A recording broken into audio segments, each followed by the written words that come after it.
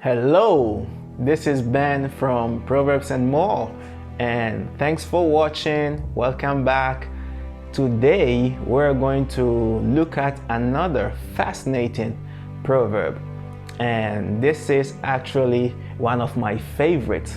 So the proverb in its original language says, "Se ufie ben samampomua, entrese una ubeukane." I repeat, "Se ufie ben samampomua, entrese una ubeukane."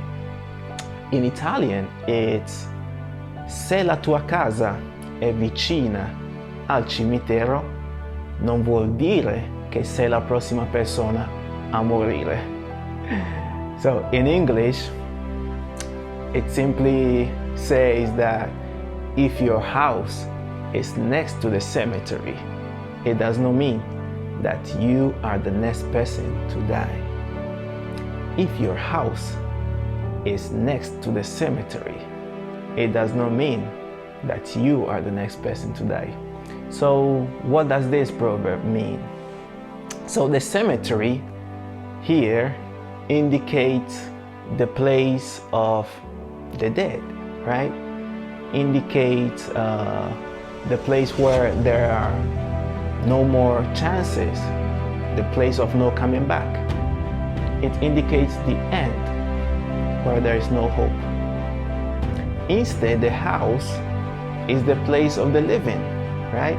The place where there is life, where there is hope, where you can dream and where you can have various experiences.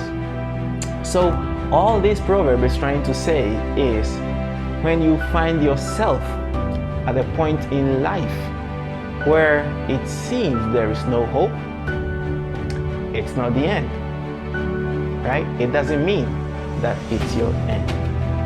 When your dreams are broken, when you look around you and all you see are the failures and the difficulties in life, when you try so hard but can't find a way out, it's not the end. So in Italian, we say that avere un piede nel fosso, which is to say, literally, having one foot in the grave.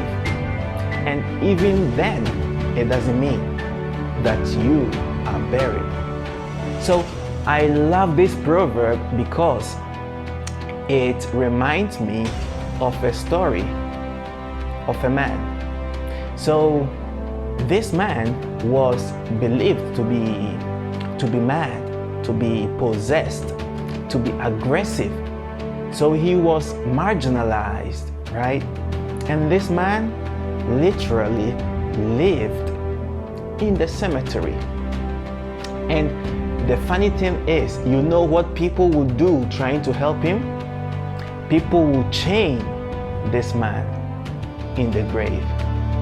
But he will fight back. He will fight back because he knew that that was not his place. He knew that he didn't want to belong in that place. He didn't want to be identified with that situation. He didn't want to be tagged with his difficulties. He didn't want to be tagged with his failures and limitations. Sometimes this man will cry in the night and break the chains that bound him, the chains of shame, the chains of indifference, the chains of prejudice, and the chains of self-hatred. Because sometimes this man will even cut himself, right? This is, for example, when you feel so guilty, you feel so bad for some mistakes you did in the past, and you are so hard on yourself. But this man never gave up on himself, right? Because every morning when the sun will come up, he will come out of the tombs with his last strength. He will try to come out of his cemetery. remember that when life brings you on your knees, you can still crawl on your knees, right? You can still crawl. You just need to be more careful, but you can crawl out of your fears. You can crawl out of your insecurities towards hope, towards your dreams.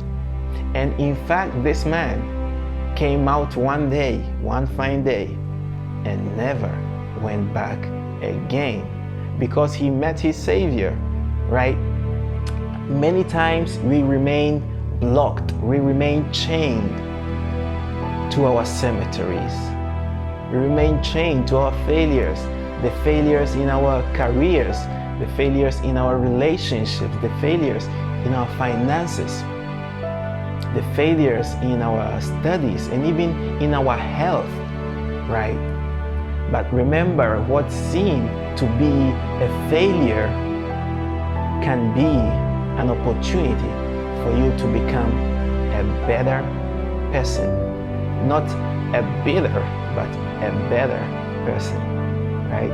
Because if your house is next to the cemetery, it doesn't mean that you are the next person to die. Don't give up. Thanks for watching, and share it if you find this interesting, and hope to see you soon. Bye.